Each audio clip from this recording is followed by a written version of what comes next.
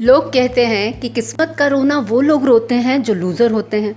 लेकिन मेरा मानना है कि मेहनत और टैलेंट धरे के धरे रह जाते हैं अगर किस्मत का करम ना हो। अगर आप थोड़ा सा रिसर्च करेंगे तो आपको इसकी कई मिसालें फिल्म इंडस्ट्री में ही देखने को मिल जाएंगी। खुद अक्षय कुमार अपने बारे में कह चुके हैं कि इंडस्ट्री में उनसे ज़्यादा मेहनती और टैलेंटेड लोग हैं जिन्हें कामयाबी नहीं मिली। शायद अक्षय कुमार लकी हैं, हालांकि वो उतने मेहनती और टैलेंटेड भी हैं, पर लक फैक्टर भी मैटर करता है। सही वक्त पर सही जगह सही लोगों और सही मौक़ों का मिलना ही आपको कामयाबी तक पहुंचाता है। और ये सब तरीके से ना हो तो सारी मेहनत पर पानी फिर जाता है। बिल्कुल ऐसा ही हुआ एस.एन. पाटनकर के साथ।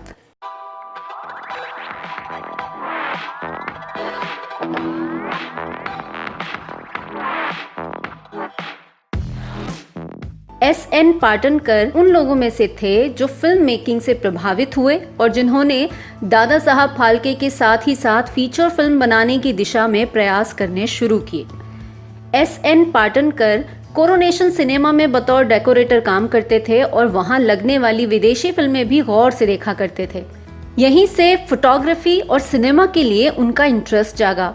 इसीलिए उन्होंने मुंबई के एक प्रोफेशनल फोटोग्राफर H.S. भटावडेकर से एक फिल्म कैमरा खरीदा। एस.एन. पाटनकर ने अपने कुछ जानने वालों के साथ मिलकर एक कंपनी बनाई जिसका नाम था पाटनकर यूनियन। 1911 में मशहूर दिल्ली दरबार की फिल्मिंग के बाद ये लोग फीचर फिल्म बनाने की दिशा में आगे बढ़े। और जब कुछ नया करने की कोशिशें होती हैं तो कंपटीशन भी होता है। इसीलिए एस.एन. पाटनकर चाहते थे कि वो जल्द से जल्द अपनी फिल्म सावित्री बनाकर प्रदर्शित कर दें। लेकिन जब जब जो होना होता है वही होता है। एस.एन. पाटनकर ने जब अपनी फिल्म सावित्री की शूटिंग पूरी करके नेगेटिव्स को प्रोसेस करना शुरू किया तो पता चला कि कैमरे की खराबी की वजह से कुछ भी शूट नहीं हो पाया था। सब कुछ ब्लैंक रह गया था। कितना दुख होता है ना जब सब कुछ परफेक्ट चलते चलते अचानक सब खराब हो जाए। आपका टैलेंट, आपकी मेहनत, आपकी कोशिशें कुछ काम ना आए सिर्फ इसलिए क्योंकि आपकी किस्मत का सितारा उस वक्त बुलंद नहीं था। लेकिन एक बार मिली नाकामयाबी का मतलब ये भी नहीं है कि आप दोबारा कोशिश ना करें। तो एस.एन. पाटनकर ने फिर से कोशिश की और सफलता पाई। उन्होंने पहली ऐतिहासिक फिल्म बनाई, डेथ ऑफ नारायण राव पेशवा। ये फिल्म 1915 में रिलीज हुई और बेहद कामयाब रही। पहली सीरियल फिल्म बनाने का आइडिया भी उन्हीं का दिया हुआ है। उन्होंने राम वनवास पर एक 20,000 फीट लंबी फिल्म बनाई जिसे 1918 में 4 किश्तों में दिखाया गया। आज की फिल्मों में गाने पहले रिकॉर्ड हो जाते हैं, फिर कलाकार उन बोलों पर लिपसिंग करते हैं, मगर अपनी साइलेंट फिल्म में लिपसिंग का पहला प्रयोग भी एस.एन. पाटनकर ने ही किया।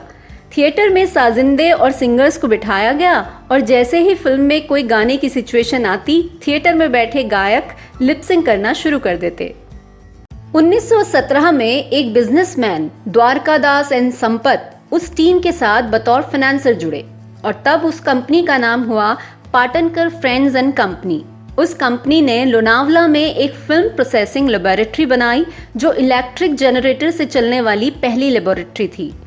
1920 में एस.एन. पाटनकर ने नेशनल फिल्म कंपनी की स्थापना की और 2 साल के अंदर अंदर उन्होंने करीब 18 फिल्में बनाई, जिनके निर्माण के साथ साथ निर्देशन और फोटोग्राफी भी उन्होंने ही की थी।